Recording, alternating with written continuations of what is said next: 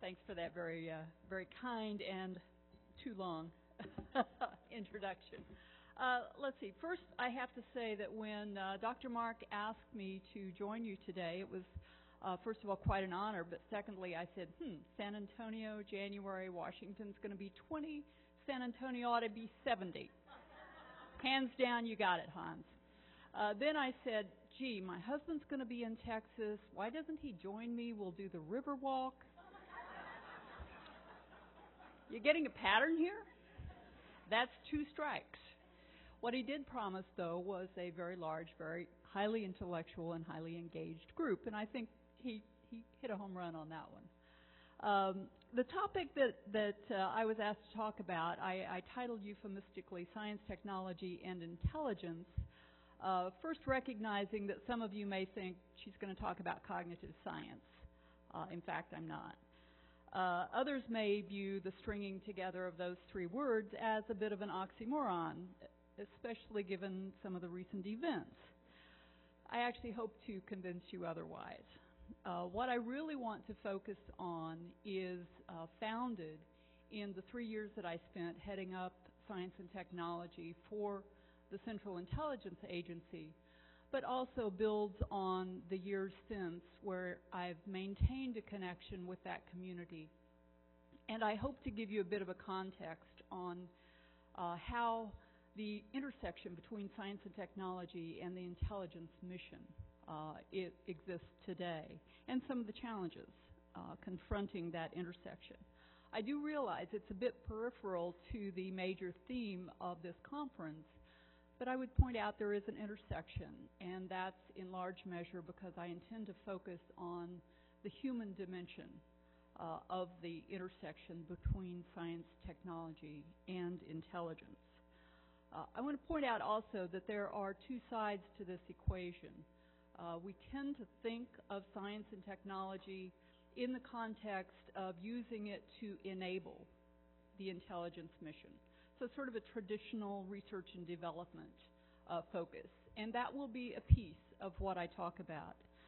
But there's another side of science, technology, and intelligence, which is termed science and technology intelligence, which is the analytic side. And what that really means is understanding how others, other nations, other organizations, other individuals, may exploit science and technology in ways that are threatening to us as a nation or to our citizens.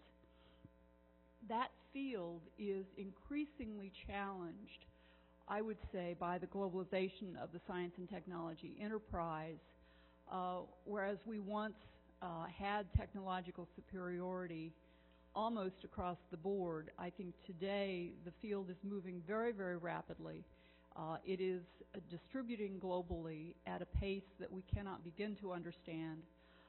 There are lots of reports giving lots of statistics in this field, and I'm not going to go there. But I do believe that the globalization of science and technology is making that field extremely difficult for our national security apparatus. I also would argue that once the boundaries between these 2 sides of science, technology, and intelligence, once those boundaries were pretty clear, today I think they're blurred, and I think there is a need to work across those 2 boundaries. Understanding how we use science and technology does not directly translate to understanding how others may use science and technology, but the 2 are not discrete either. I have to say, a month ago, I probably would have given a different talk. I would have made some of the same points, but I do intend to use some of the recent events to illustrate some of the urgency that I feel in terms of some of the issues that persist in the intelligence mission that relate in some measure to science and technology. Like everyone else, my remarks are going to be very naturally shaped by my own personal experience. In many regards, I grew up as an engineer in a hardcore techie environment. I spent 20 years at Sandia National Laboratory. I had the opportunity to be an engineer designing systems for use by other engineers. It was a wonderful world. We did give some acknowledgement to the notion of sort of the man-machine interface, but usually it was just to define that as the boundary of the system of interest. So we really didn't want to worry too much about the operators or any, those messy humans as they relate to science and technology.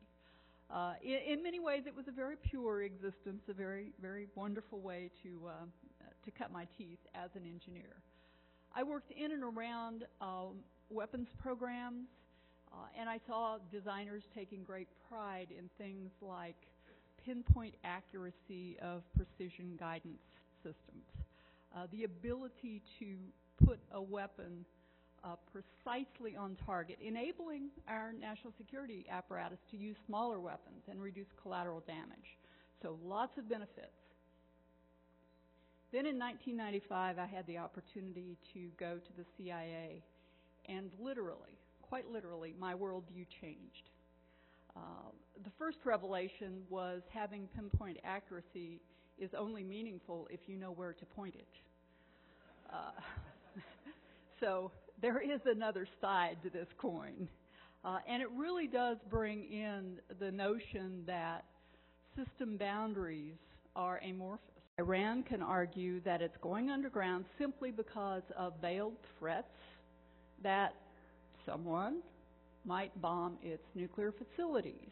Therefore, a passive defense is to build everything underground. They're simply defending their sovereign right to do so. And, oh, by the way, all of those activities are intended for scientific purposes, to generate electricity, to better understand the atom, and so forth. So it's entirely non-military, which is the assertion by the Iranian government. Where's ground truth? This is one of the deepest challenges of the intelligence apparatus, is finding ground truth. And I think this is in an environment which is, I would say, certainly colored by the very controversial assessment that Iraq had weapons of mass destruction. So there's a desire to find the smoking gun, the absolute proof of what is going on where. And that's an extremely difficult collection and analysis challenge, especially because there is a plausible explanation for the activities that are underway. And that plausible explanation is benign. I think we're going to see more of that. We're seeing more of that actually in some other fields where technologies have multiple purposes, which is frankly the norm these days. Let me turn quickly to a very different type of adversary and assert that we have another human kind of problem, but one that's very different, both temporally and with regard to the ability to observe the footprint. And that is the notion of a geographically distributed organization, transnational, not geographically anchored, highly mobile, ability to gain sanctuary in remote areas. By now you all know what I'm talking about. And the challenge confronting the intelligence community is not, in general, to identify massive facilities or infrastructures that suggest what's going on, but rather to identify and locate and track individuals. Now, this is something our intelligence apparatus was never designed to do. So it poses a huge challenge, and it also places a premium on rapid collaboration and sharing, because location data is of transient value when targets are mobile. So it stresses the intelligence apparatus in a very different dimension, but in one that I think is equally challenging. This is two sides of trying to, how do we think about that intersection when the focus really needs to be on understanding human intent, human motivation, human actions, much more than it was even 10, 15, 20 years ago. I think it's very clear from these trivial examples that collection challenges persist. But actually I want to turn now to the other side of the coin, which is how do we make sense of the data that we do collect? And for those of you who glanced at the headline in this morning's USA Today or have read any of the press since Christmas Day, you'll understand what I'm talking about. I have to say the connect the dots phrase is like fingernails on a blackboard to me. It just irritates me no end, in large measure because I think it trivializes the challenge that we face. It makes a good soundbite. It's a great soundbite. It's been around for years. I would assert that a different metaphor, one that's a little closer to the complexity, is that of jigsaw puzzles. Now, probably every one of you has at one time or another put together a jigsaw puzzle. You know how much harder it is when you don't have the box top. Because without the box top, you have to look for the individual clues at the boundaries of the individual pieces, how they might fit together. Now imagine, if you will, you don't have one jigsaw puzzle, you have dozens or hundreds all mixed together. And you don't have any of the box tops. And a lot of those puzzles are perfectly benign, not a problem. But your job is to find the one that is a threat. Now, one further step of reality. Imagine that you don't have all the pieces, and that the pieces you have are doled out over weeks, months, even years. You get a few pieces today, a few pieces next week. Your challenge is to find the pattern as it emerges before it's complete. Okay, let's take it one step further. Again, reality. You don't ever get all the pieces. They're spread out over 20 or 30 different organizations in different parts of the government. But beyond that, some of those pieces exist in commercial data banks. Some of them exist internationally. You get the drift. Your challenge is to figure out how individual analysts or individuals in each of those locations will figure out that this nugget, this piece, might fit into some unseen pattern if it's combined with the piece that exists over here. To me, that it more clearly represents the challenge that we face in trying to assimilate and anticipate emerging threats. Please don't interpret this to say the system worked perfectly. There were failures. There always will be failures. No system will be perfect. And I do believe, even in this regard, the system needs improvement. And I also think there are opportunities to leverage science and technology in improving the system.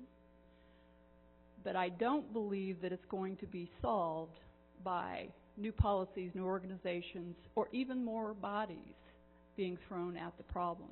In fact, I'm increasingly convinced that what we need is a new paradigm. Some of you may have seen a recently released book called The Fourth Paradigm. It's data-intensive scientific discovery. And what it basically argues is that computational power today is driving the scientific revolution in new dimensions, in areas that are benefit from distributed collaboration, whether it's by machines or by scientists or both, in areas that benefit by multi- and interdisciplinary collaborations, in areas that benefit by unifying in meaningful ways theory, simulation, and experimentation. And it points to a lot of examples, real-world problems, where not only is this required, climate change, drug discovery, lots of really important examples, but it argues that this is a revolution that has only begun. We don't yet have the tools to enable those sorts of collaborations across boundaries. I would argue that the intelligence analysis paradigm needs to think of its own version of that new vision for how intelligence analysis is done. The key, though, is not a huge science and technology development program in my mind, although there will be a need for new tools, new research, new methodologies. The key, I think, is to rethink how we do that and understand that the individual analysis, the human element, is a part of the system, because human minds are still far better at many things than technology. So the challenge, I think, that confronts us is not simply throwing more bodies at the problem, but figuring out how to leverage those individuals, how to integrate their intellect, if you will, across disciplines, across geography, across cultures, and frankly, in terms of data, across media types. So how do you bring a vast array of disparate pieces together more rapidly? Understanding the dynamic nature of what you're trying to accomplish, understanding the distributed nature of what you're trying to accomplish. What is that new paradigm? To me, that's the challenge that begins to move us forward in addressing things like the Christmas Day bomber.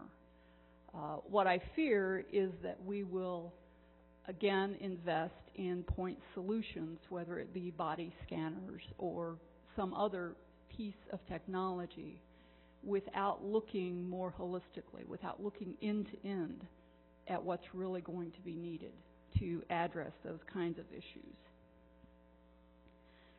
Let me offer to you one final example that again has to do with the human dimension, and again, very unfortunately, is based on recent events. And that is the tragic suicide bomber in Afghanistan who managed to kill 7 CIA operatives and injure very seriously several others.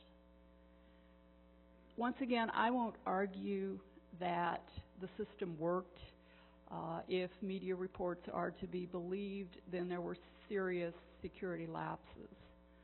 What I will do, though, is use that event to point out, again, the difficulty of understanding intent, the difficulty of determining trust, the difficulty of assessing human motivation. And I think that's not restricted to that case, but is pervasive. As we vet our own people for security clearances, as we vet assets for intelligence sources, as we try to identify the next individual on an airplane who would like to take down the airplane, how do we better understand, better anticipate the motivations and intent of the human? There are advances underway in a variety of areas, whether it's spanning from behavioral sciences to cognitive sciences and technology. But I think we're a long way away from having really high-fidelity tools in those areas. This is a problem that doesn't go away. And I think with the mobility of world populations, it's a problem that will persist indefinitely. So I think our best bet is simply to continue to work it, recognizing that perfection is a dream, but likely not a reality. But understand how to equip the people that we put on the front lines with the right kinds of understanding and the right kinds of tools to help them do the very difficult job that we've tasked them with. So in closing, I would simply circle back to say science, technology, and intelligence intersect in many dimensions. But in every important dimension, there's the human element that I believe we need to think much more clearly about as we devise tools, technologies, and solutions for the future. Thank you.